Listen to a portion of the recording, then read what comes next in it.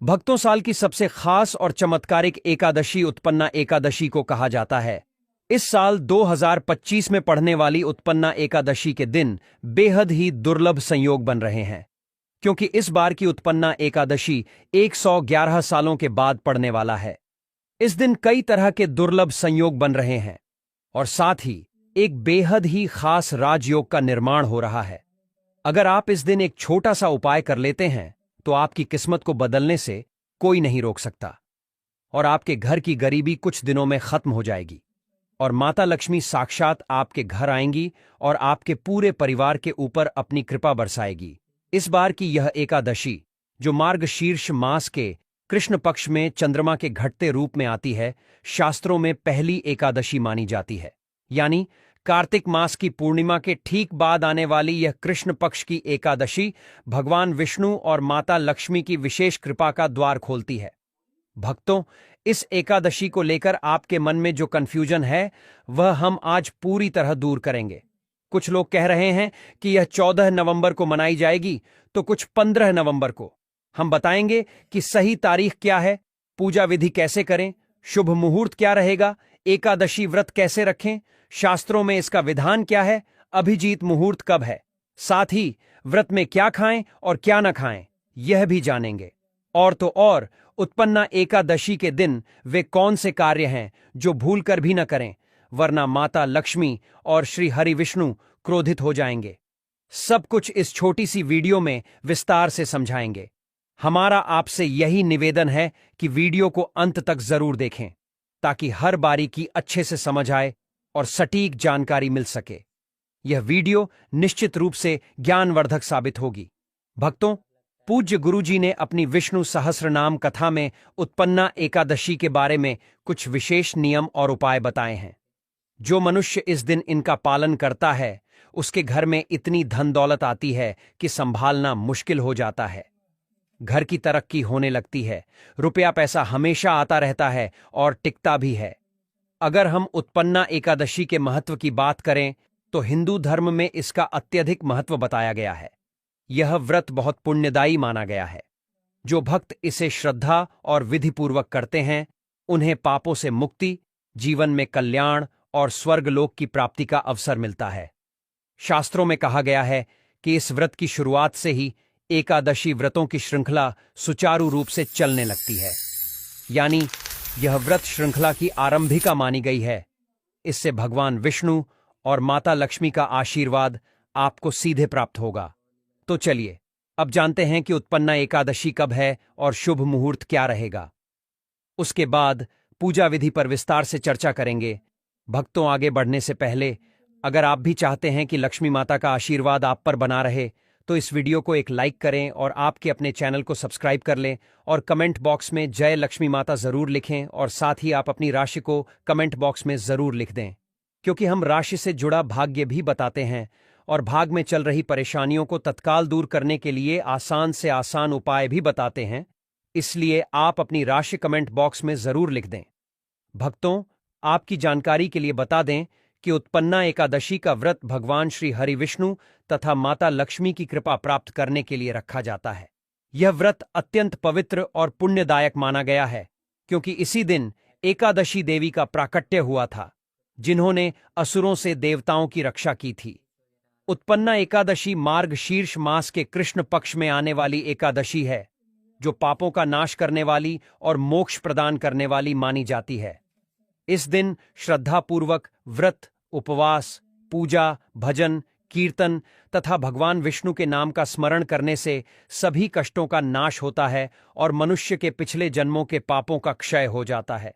कहा गया है कि जो व्यक्ति इस व्रत को श्रद्धा और नियम पूर्वक करता है, उसे न केवल सांसारिक सुख संपत्ति मिलती है, बल्कि विष्णु लोक की प्राप्ति भी होती है।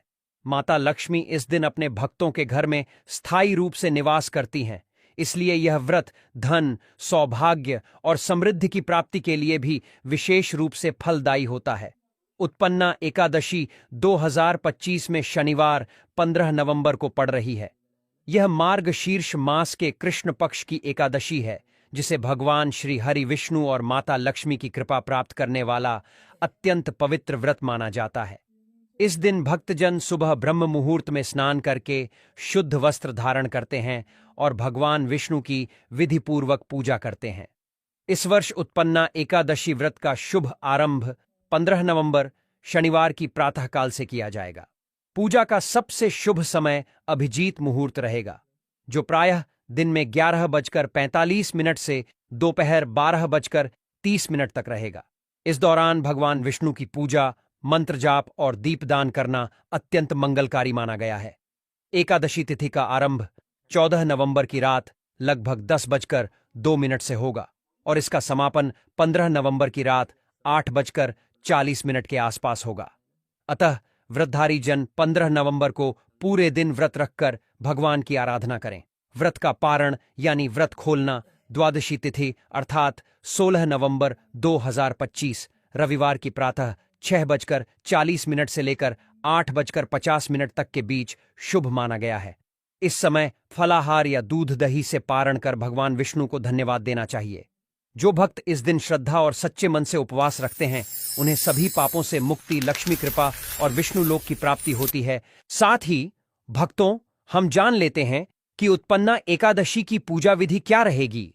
जो महिलाएं या पुरुष एकादशी का व्रत रख रहे हैं, अपनी व्रत की सफलता के लिए भगवान विष्णु और माता लक्ष्मी का आशीर्वाद प्राप्त करने के लिए सच्चे मन से व्रत रखते हैं और पूजा पाठ करते हैं, तो अवश्य ही फल की प्राप्ति होती है। तो चलिए पूजा विधि के बारे में सब कुछ जान लेते हैं। नियमों को सुबह से शाम तक बिल्कुल ध्यानपूर्वक सुनना है, ताकि आपसे कुछ भी जानकारी छूट न जाए। तो चलिए सब कुछ जान लेते हैं। उत्पन्ना एकादशी की तैयारी। धर्म भाव और घर की शुद्ध। एकादशी से एक दिन पूर्व अर्थात दशमी के दिन से ही संतों जैसा आचरण अपनाना चाहिए। पूरे घर को स्वच्छ कर लें, पूजा स्थल को शुद्ध करें, तुलसी का पौधा और भगवान विष्णु की मूर्ति या चित्र को साफ कपड़े से पोंछकर पवित्र स्थान पर स्थापित करें। दशमी की शाम को हल्का सात्विक भोजन लें। रात्रि में ब्रह्मचर्य का पालन करें। अनावश्यक वार्तालाप, लड़ाई झगड़ा और निंदनीय बातें त्याग दें। मन में यह दृढ़ संकल्प कर लें, मैं पूर्ण श्रद्धा और नियम के साथ उत्पन्ना एकादशी व्रत करूंगी।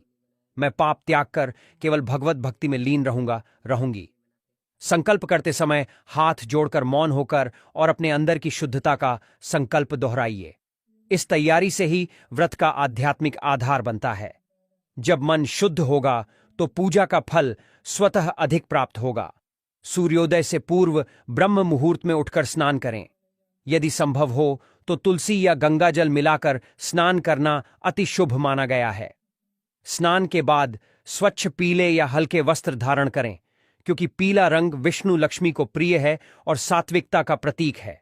पूजा स्थल पर थोड़ी मिट्टी से ऊंचा आसन बिछाकर उस पर भगवान विष्णु की प्रतिमा या चित्र और तुलसी का पल्लव रखें। पहले हाथ पैर धोकर और थोड़ी शुद्ध जल से पूजा स्थल को छिड़ककर दीप प्रज्वलित करें। पूजा की शुरुआत सरलता से आचमन और प्रणाम से करें। ओम केशवाय नमः, ओम माधवाय नमः, ओम नारायणाय नमः।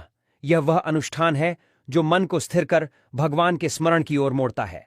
अब श्रद्धा से 11, 21 या 108 बार ओम नमो भगवते वासुदेवाय का जाप करें। यह मंत्र विष्णु को आराध्य बनाता है और समस्त कृत्यों में आशीर्वाद का स्रोत है। पूजा चरण का विस्तृत विधि विधान इस प्रकार करें। प्रथम चरण में भगवान को जल अर्पित करें। उपर्युक्त जल में थोड़ा चंदन मिला लें। फिर चंदन तिलक लगाकर अक्षत चावल से नयनाभिराम पूजा करें। उसके बाद पुष्प, गंध, दीप, धूप, नैवेद्य में फल, नारियल और पंचामृत, दूध, दही, घी, शहद, शक्कर अर्पित करें। तुलसी का प्रत्येक पत्ता गुरुत्वपूर्वक समर्पित करें और कहें, तुलसी दलम श्री हरये नमः। तुलसी का विशेष महत्व है। बिना तुलसी अर्पण के विष्णु की आराधना अधूरी मानी जाती है। तुलसी से किए गए भोग और पूजा से माता लक्ष्मी की कृपा भी अधिक होती है। पूजा करते समय विष्णु सहस्र नाम अथवा विष्णु चालीसा का पाठ करें। यदि सहस्र नाम का जाप कठिन लगे तो कम से कम 11 या 21 बार एयुएम विष्णवे नमः का उच्चारण अवश्य करें। यदि आप कथा का समावेश कर रहे हैं तो उत्पन्ना एकादशी की कथा का संपूर्ण वाचन या श्रवण श्रद्धा भरे मन से करवाइए। कथा सुनने से मन में भक्ति प्रस्फुटित होती है और व्रत को आध्यात्मिक धारा प्राप्त होती है। दिन के मध्य में व्रत का पालन करते हुए मन को संयमित रखें। किसी भी प्रकार के अनाज, कुछ परंपराओं में अनाज, दाल और चावल से परहेज किया जाता है। मांस, मछली, अंडा, प्याज, लहसुन और मदिरा का त्याग अनिवार्य रखिए। यदि निर्जला व्रत कर रहे हैं तो पूरी तरह जल रहित रहें। यदि आंशिक व्रत रखते हैं तो फल, दूध, हल्का फलाहार लें। दिन भर की भूख, प्यास और शारीरिक कष्टों को भगवत स्मरण व जप से काटिए। ओम नमो भगवते वासुदेवाय और ओम विष्णवे नमः जपते हुए हृदय में विष्णु के स्वरूप का ध्यान करें। इस दिन दान का भी विशेष महत्व है। गरीबों, ब्राह्मणों या जरूरतमंदों को प्यारा सा भोजन, वस्त्र या आचार्य को दक्षिणा दें। दान से व्रत का फल दुगुना हो जाता है। संध्या के समय दीप आरती अवश्य करें। घी से दीप जलाकर भगवान का ध्यान करते हुए भजन, कीर्तन, श्री हरि के मंगल गीत गाएं। आरती करते समय उच्चारित मंत्रों में ओम नमो भगवते वासुदेवाय के साथ साथ माता लक्ष्मी की आराधना हेतु ओम श्री ह्रीं क्लीं श्री सिद्ध लक्ष्म्यै नमः का स्मरण करें। आरती के बाद हाथ जोड़कर मन से प्रार्थना करें, हे श्री हरि, हे माता लक्ष्मी, मेरी यह श्रद्धा स्वीकार करिए। मेरे घर को आप दोनों के आशीर्वाद और संपन्नता से परिपूर्ण कर दीजिए। रात में संभव हो तो भजन, कीर्तन या ध्यान समाधि के साथ ही विश्राम करें। पर ध्यान रहे कि रात्रि में भी अशुद्ध विचार व अनुचित बोलचाल से बचना है।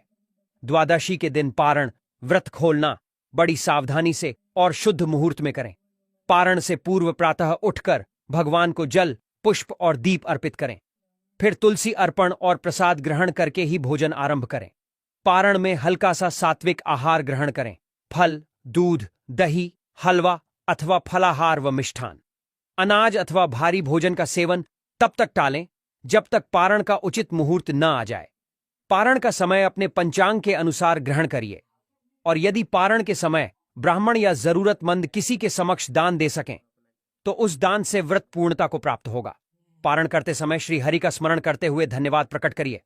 धन्यवाद श्री हरि, आपने मुझे यह संयम और भक्ति का अवसर दिया।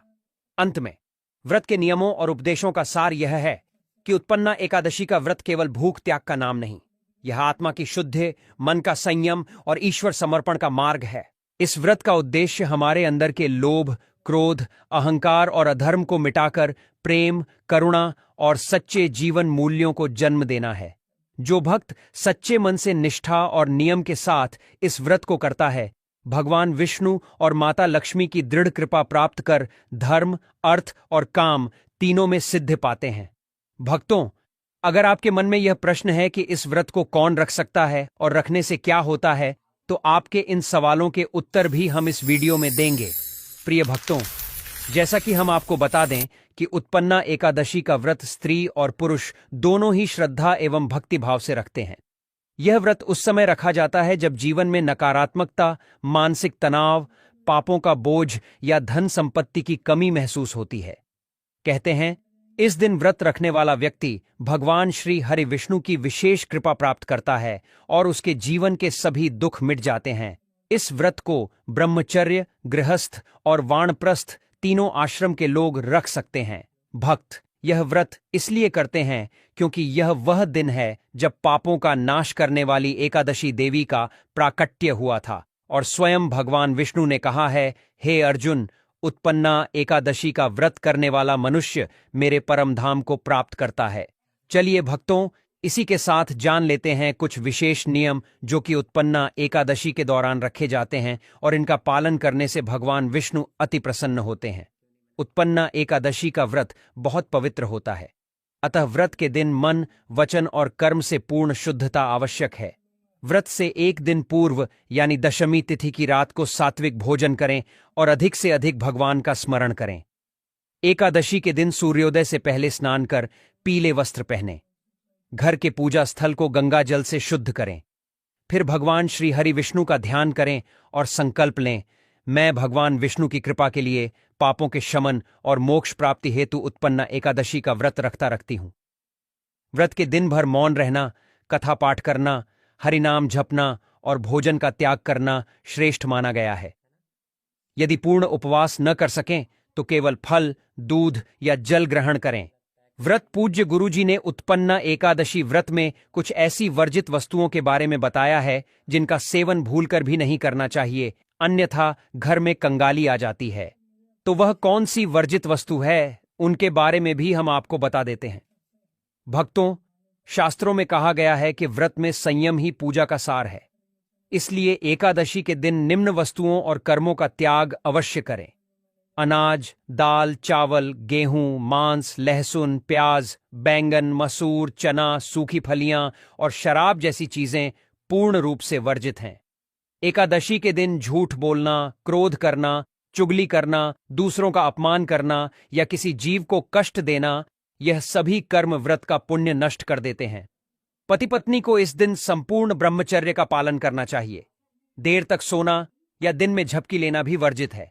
इसी के साथ जान लेते हैं व्रत में क्या सेवन करना चाहिए। एकादशी के दिन यदि फलाहार करना हो तो केवल सात्विक फल और शुद्ध सामग्री का ही सेवन करें। फल, केला, सेब, अमरूद, नारियल, खजूर या मौसमी फल। पेय पदार्थ, दूध, दही, नींबू जल, नारियल जल या गंगा जल मिश्रित जल। अन्य सामग्री, साबूदाना, सिंघाड़े का आटा, राजगिरा, आलू, कुत्तू का आटा, सेंधा नमक का प्रयोग कर उपवास भोजन बना सकते हैं। इस दिन कोई भी अन्न, दाल या मसालेदार भोजन न करें। भोजन से पहले भगवान को भोग लगाकर प्रसाद रूप में ग्रहण करें। भक्तों, जब सृष्टि की रचना के आरंभिक समय में अधर्म, पाप और अराजकता का अंधकार पृथ्वी पर फैलने लगा था, तब देवताओं ने भगवान श्री हरि विष्णु से प्रार्थना की, हे प्रभु, पापों से ग्रस्त मानवता को कैसे मुक्ति मिले? लोग भोग और मोह में डूबे हैं, उन्हें धर्म और भक्ति का मार्ग कौन दिखाए? तब भगवान श्री हरि विष्णु ने अपने तेज से एकादशी देवी का उत्पन्न किया। यही कारण है कि इस दिन को उत्पन्ना एकादशी कहा जाता है, यानी वह एकादशी जिसने जन्म लिया, उत्पन्न हुई। एकादशी देवी का जन्म भगवान विष्णु के शरीर से हुआ था। वह धर्म की पुत्री और पापों की संहारक कही गई है। भगवान विष्णु ने कहा, हे देवी, तुम मेरे भक्तों के पापों का नाश करोगी और जो तुम्हारे दिन मेरा स्मरण करेगा उसका उद्धार होगा। इसलिए भक्तों, उत्पन्ना एकादशी का व्रत रखने का मुख्य कारण यह है कि इस दिन पापों का नाश होता है, आत्मा पवित्र होती है और मनुष्य को पुनर्जन्म के चक्र से मुक्ति मिलती है। व्रत के पीछे का भाव और आध्यात्मिक उद्देश्य उत्पन्ना एकादशी का व्रत केवल उपवास नहीं है, यह आत्मसंयम, साधना और भक्ति का पर्व है। इस व्रत के पीछे यह गहन भाव है कि जब मनुष्य अपने इंद्रियों, वाणी और विचारों पर नियंत्रण रखता है, तब उसके भीतर छिपा दिव्य तेज प्रकट होता है। इसलिए एकादशी व्रत का अर्थ केवल भोजन त्यागना नहीं, बल्कि पाप, क्रोध, लोभ, द्वेष और अहंकार का त्याग करना है।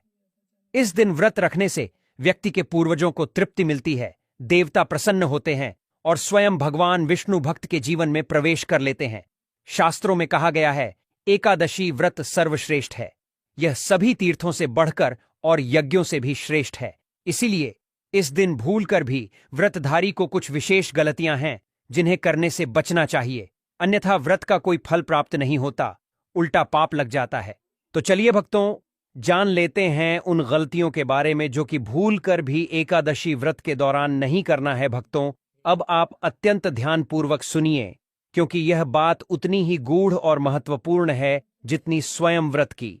उत्पन्ना एकादशी का व्रत जितना पुण्यदायक है, उतना ही संवेदनशील भी, क्योंकि यदि इस पवित्र व्रत के दौरान कुछ गलतियां अनजाने में भी हो जाएं, तो व्रत का संपूर्ण फल नष्ट हो जाता है और पुण्य की जगह पाप लग जाता है। शास्त्रों में कहा गया है कि अशुद्ध आचरण से किया गया व्रत बिना तेल के दीपक की तरह है, जो जलता तो है पर प्रकाश नहीं देता। इसलिए हे धर्म प्रियजनों, उत्पन्ना एकादशी के दिन निम्न भूलें भूल कर भी न करें। सबसे पहली भूल होती है मन की अशुद्धि। व्रत केवल शरीर का उपवास नहीं, बल्कि मन का भी उपवास है। इस दिन क्रोध, ईर्ष्या, लोभ, छलकपट, चुगली और दूसरों की निंदा से स्वयं को पूर्णतः दूर रखें। जो व्यक्ति एकादशी का व्रत रखकर भी दूसरों का अपमान करता है, वह स्वयं के व्रत को कलंकित करता है। दूसरी बड़ी भूल है अन्न का सेवन करना। एकादशी के दिन अनाज, दाल, चावल, गेहूं, बैंगन, मांस, प्याज, लहसुन और शराब जैसी वस्तुओं का सेवन तो क्या, उनका स्पर्श तक नहीं करना चाहिए। जो व्यक्ति इन वस्तुओं का सेवन करता है, वह अनजाने में व्रत को भंग कर देता है। तीसरी भूल होती है अविनीत व्यवहार और असंयम। इस दिन पति पत्नी दोनों को ब्रह्मचर्य का पालन करना चाहिए, क्योंकि यह व्रत आत्मिक शुद्धि का दिन है। चौथी गलती होती है आलस्य और निद्रा। इस दिन देर तक सोना या दिन में झपकी लेना भी वर्जित माना गया है। कहा गया है, एकादशी के दिन जो सूर्योदय के बाद सोता है उसके व्रत का आधा पुण्य नष्ट हो जाता है। अतः इस दिन ब्रह्म मुहूर्त में उठकर स्नान, जप और ध्यान करें। पांचवी भूल है तुलसी और पूजा सामग्री का अपमान। इस दिन तुलसी का पौधा भगवान विष्णु का स्वरूप माना गया है, अतः तुलसी को तोड़ना, उसके नीचे झाड़ू लगाना या उसकी उपेक्षा करना गंभीर दोष माना जाता है। साथ ही दीपक को बुझाना या बिना भक्ति भाव के पूजा करना भी गलत है। छठी भूल होती है दान और सेवा से विमुख रहना। इस दिन यदि ब्राह्मण, गरीब या जरूरतमंद को भोजन या वस्त्र दान न किया जाए तो व्रत अधूरा रहता है। और सबसे बड़ी भूल होती है व्रत को केवल औपचारिकता समझना। हे भक्तों, यह दिन केवल व्रत रखने या भूखे रहने का नहीं, बल्कि अपने भीतर की नकारात्मकता को जलाने का दिन है। इसलिए इस दिन केवल शरीर नहीं, बल्कि मन, वाणी और आत्मा को भी संयमित रखें। पूरे दिन भगवान श्री हरि विष्णु का स्मरण करते रहे। ओम नमो भगवते वासुदेवाय का जप करें और सेवा भाव से दिन व्यतीत करें। तभी यह व्रत आपको उसके वास्तविक फल अर्थात पापों से मुक्ति, समृद्धि और विष्णु लोक की प्राप्ति प्रदान करेगा। अतः याद रखिए, व्रत केवल भूख का नहीं, बल्कि भक्ति और शुद्धता का संकल्प है। जो मनुष्य श्रद्धा, संयम और सत्कर्म के साथ उत्पन्ना एकादशी का पालन करता है, उसके जीवन में कभी अंधकार नहीं रहता, क्योंकि उसके भीतर स्वयं भगवान विष्णु का प्रकाश जाग उठता है। भक्तों, अब अंत में हम बात करेंगे आने वाली अभिषेक एकादशी की, जो उत्पन्ना एकादशी के समान ही अत्यंत पुण्यदायक और मोक्ष प्रदान करने वाली मानी गई है। यह एकादशी मार्गशीर्ष या पौष मास में आती है और इस दिन भगवान श्री हरि विष्णु का जल, दूध, शहद, घी, दही और गंगा जल से महाभिषेक किया जाता है। इसीलिए इसका नाम अभिषेक एकादशी पड़ा। शास्त्रों में वर्णन मिलता है कि जो व्यक्ति इस एकादशी पर प्रभु विष्णु का अभिषेक करता है, उसके जीवन के समस्त पाप, दुख और क्लेश उसी क्षण जलकर भस्म हो जाते हैं। इस दिन का व्रत रखने से मनुष्य को जन्म जन्मांतर के कष्टों से मुक्ति मिलती है, दरिद्रता समाप्त होती है और घर में धन, सुख और शांति का वास होता है। भगवान विष्णु की कृपा से घर में कभी कोई नकारात्मक शक्ति प्रवेश नहीं करती। भक्तजन इस दिन पूर्ण श्रद्धा के साथ ओम नमो नारायणाय और ओम नमो भगवते वासुदेवाय मंत्रों का जाप करते हुए जल, तुलसी और पंचामृत से प्रभु का अभिषेक करें। भक्तों, ये तमाम जानकारी जन रुचि को ध्यान में रखकर दी जा रही है। वास्तुशास्त्र के उपाय को अपनी आस्था और विश्वास पर आजमाएं। हमारा चैनल इस वीडियो के द्वारा किसी भी प्रकार का कोई दावा नहीं करता है।